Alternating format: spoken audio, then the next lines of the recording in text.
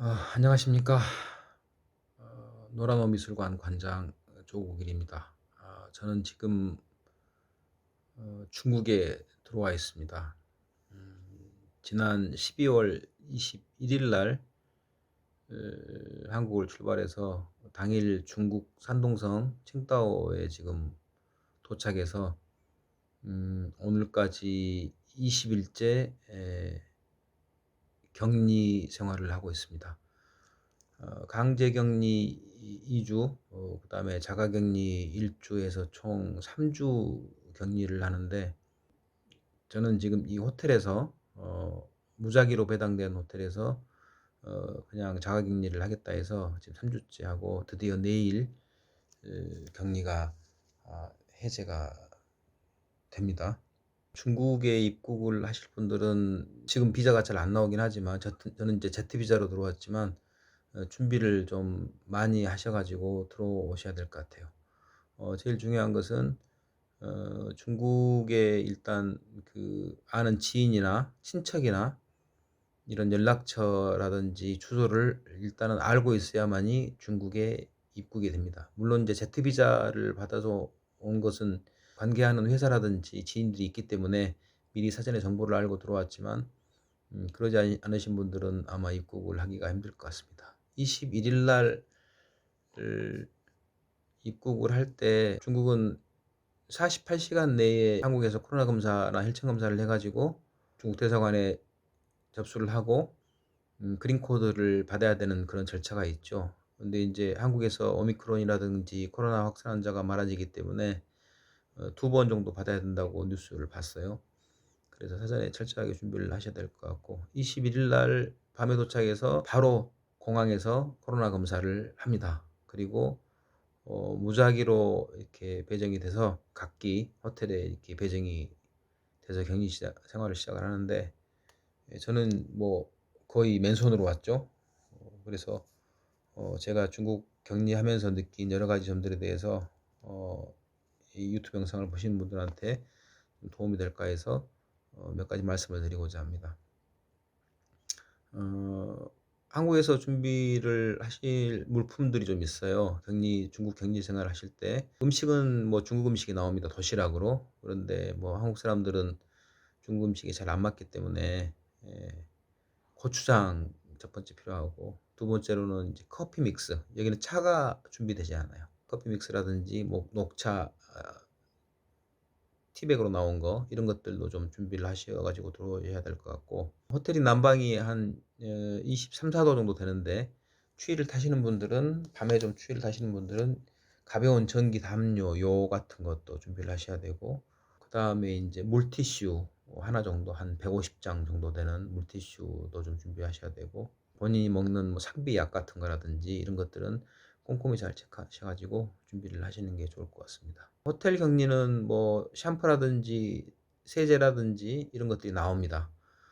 칫솔, 치약도 나오고, 없는 것은 이제 면도기 같은 거, 남성분들 같은 경우에는 면도기도 좀 준비하셔야 되고, 타월은 여기서 처음에 석 장을 줍니다. 그리고 타월은 직접 세제로 빨아서 써야 돼요. 방역 때문에. 그래서 빨래도 좀 하셔야 되고, 침대에 그 번은 갈아달라고 하면은 갈아줍니다. 직접 가셔야 되는데 문 밖에 놓고 나가요. 아예 뭐 그 밖에 못 나가고 이렇게 막아져 있어요. 방역 요원들만 왔다 갔다 하고, 밖에 나가면 바로 그 센서가 울려서 벌금 내고 강제 추방을 한다고 해서 나올 엄두를 못 내고 있죠. 그래서 그런 것들을 좀 준비를 하시는 게 좋을 것 같고, 보통 비행기표 직항로를 타고 오시는 게 좋고, 좀 비싸더라도 직항로가 아니고 다른 공항을 거쳐서 뭐 이렇게 트랜스포하는 그런 경우라고 하면 최소 8시간에서 많게는 20시간 이상 걸립니다. 이쪽 칭다오 같은 경우에도 뭐 상해를 온다든지 블라디보스톡을 통과해서 온다든지 하면 거기서 1박을 하고 와야 될 경우도 있기 때문에 상당히 번거롭습니다. 그래서 차라리 그럴 바에야 직항로를 타고 오시는 게 편하다. 그리고 중국에서 제가 지금까지 코로나 검사를 오늘까지 7번 했어요. 공항에서부터 호텔 격리 생활까지 3일에 한 번꼴로 하신다고 생각하시면 돼요. 그리고 내일 격리가 해제되더라도 이쪽 산동성에서 그 제가 가고자 하는 해당 지구의 보건당국에서 나와서 자기들 차로 직접 그 제가 거주할 수 있는 또는 방문할 수 있는 주소지까지 바래다 줍니다. 아예 뭐 외부인들과 접촉이 안 돼요. 왜냐하면 가서 또 마지막 혈전 검사하고 코로나 검사를 한 번 더 한답니다. 그래서 이상이 없어야 인제 격리가 해제되고, 격리가 해제되고 나서도 일주일 동안은 모니터링 기간입니다. 모니터링 기간이라고 하면은 체온이라든지 이상이 있는가를 보건당국에 보고를 해 주는 것이죠. 그래서 중국에 들어오실 분들은 반드시 위챗을 사용해야 됩니다. 위챗이 안 되면 아무것도 못 해요. 왜냐하면 위챗을 통해서 모든 게 이루어지고, 또 이 격리 기간 동안에 각 그 지역에 있는 녹색 코드가 또 나옵니다. 그 녹색 코드를 위챗을 통해서, 위챗의 그 미니 프로그램이라는 것을 통해 가지고 거기에 접속을 해서 자기 이름 영문으로 넣고 여권 번호 넣고, 또 그 여권 번호를 증빙할 수 있는 사진, 뭐 본인 얼굴과 여권을 들고 있는 것을 찍어서 첨부한다, 파일을 첨부한다든지, 그다음에 국가란에다가는 기타란이죠. 중국에는 한 50여 개의 그 민족이 있잖아요. 근데 이제 거기에 포함이 안 되기 때문에 조선족 넣으면 안 됩니다. 기타란으로 넣어 가지고 그렇게 하면 10분, 20분 내에 이게 그린 코드가, 녹색 코드가 다시 또 들어옵니다. 그걸 가지고 있어야만이 이제 격리 해제 후에 돌아다닐 때 상가라든지 관공서라든지 기타 기관에 입출입이 가능합니다. 그게 없으면 아예 안 돼요. 마치 우리나라 그 QR 코드하고 똑같죠. 중국은 지금 뭐 코로나 환자가 거의 없다고 생각하시면 됩니다. 우리나라 뉴스에 보면 뭐 시안성 쪽에서 200여 명의 그 확진자가 나왔다고 하는데, 중국이란 나라는 뭐 대륙이지 않습니까? 성 하나가 뭐 우리나라 정도 크기고 인구는 더 많기 때문에, 그래서 그런 걸 유의하셔 가지고 본인이 가고자 하는 해당 지역의 격리 기간, 그다음에 뭐 자가격리 기간, 모니터링 기간을 잘 판단하셔 가지고 중국에 입국을 하시는 게 나을 것 같습니다. 산동성은 지금 현재 2주 강제격리, 1주 자가격리, 1주 모니터링해서 총 28일 관찰을 하고 있습니다. 저도 지금 중국에 이쪽에 있는 관계하는 여러분들을 만나기 위해서 왔는데, 일주일 일보러 왔는데 지금 뭐 2주, 3주 21일 정도 격리하고, 또 한국에 귀국하면 한국도 이제 확진이 좀 심하기 때문에 10일 강제 격리를 지금 3월까지 한다고 해서 또 강제 격리를 해야 되니까 앞으로도 넘어야 될 산이 많죠. 격리 기간 동안에 느낀 점이라고 하면 자기 자신을 좀 되돌아볼 수 있는 기회가 됐다는 것이고요. 제 제자가 이번에 그 소설을, 장편 소설을 출간을 해서 저한테 이제 한 권 선물을 보냈는데, 그 책을 제가 한 7번 정도 정독을 한 것 같아요. 제가 좀 책을 빨리 읽는 편인데, 속독을 하는 편인데, 정독을 해 가지고 뭐 주인공들 이름, 주인공 이름, 그다음에 거기 나오는 여러 뭐 한 열댓 명에 가까운 사람들을 이렇게 낱낱이 생각하면서 한편의 뭐 드라마를 보는 것 같은 그런 시간이 됐습니다. 젊으신 분들이야 인제 격리가 이렇게 힘들겠지만 50 대를 넘어가는 나이가 되니까 뭐 그냥 '하나의 수행이다.' 생각하니까 좀 편하고, 딱히 애로점이라든가 이런 것은 없는데, 인제 문제는 인터넷이 안 된다는 점이 참 그 애로점입니다. 한국에서 들어올 때 VPN을 깔았어요. 무료로 인제 2개를 깔아 가지고 들어왔는데, 중국의 만리장성이라는 그 인터넷망을 뚫지는 못해요. 그래서 중국으로 입국하실 분들은 한국에서 유료 VPN이 있습니다. 그 해외 우회 채널을 통해 가지고 HTTP를 이렇게 암호 인식을 안 되게 해서 접속하는 그런 프로그램을 통해서, 그래서 그게 한 15,000원, 20,000원 정도 그 월 사용료를 내고 사용할 수 있는 그런 프로그램을 깔아서 들어오시면 유튜브 접속이 가능하다고 합니다. 여기 유튜브 안 됩니다. 그리고 두 번째, 핸드폰을 저도 지금 장기간 로밍해서 들어왔는데, 호텔은 와이파이가 되잖아요. 근데 와이파이를 켜고 로밍을 켜면 충돌이 일어나 봐요. 그래서 어 인터넷이 안 됩니다.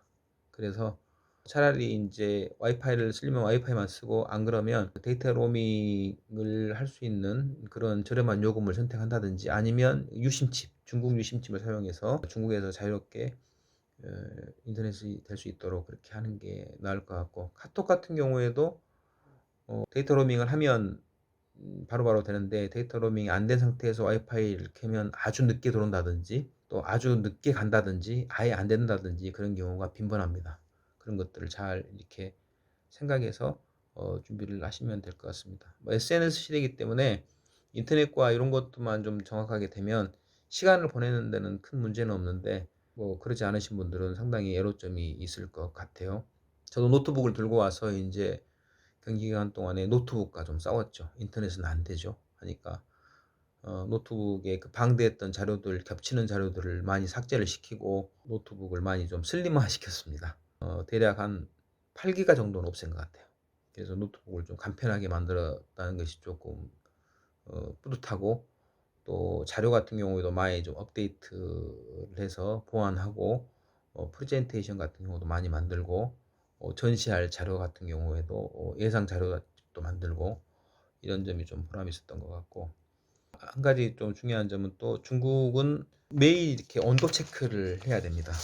이렇게 호텔에서 나눠준 자료에 의해서 그래서 온도 체크를 해 가지고 매일 보고를 해야 되고 나중에 갈 때 나갈 격리 끝날 때 가지고 가서 보건당국에 제출을 하면 감독한 사람들이 사인을 해 가지고 인제 이 사람의 그 상황을 자기들이 인제 파악을 하는 거죠.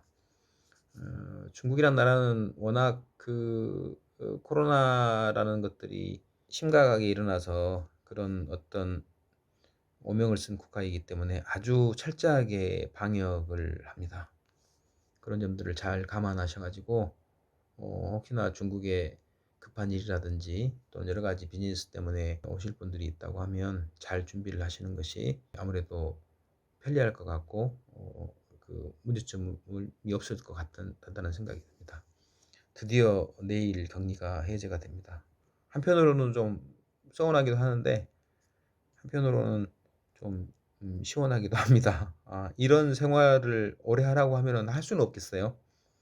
힘들긴 한데 그래도 어 제 스스로 어 여러 가지 많은 생각과 수행을 했다는 점에서 한편으로는 제 스스로한테 좀 감사하고 있습니다. 아무튼 한국 가서 더 좋은 모습으로 더 좋은 작품 활동을 할 것을 약속드리면서 이번 중국 방문 격리 이 동영상은 이것으로 마치겠습니다. 감사합니다.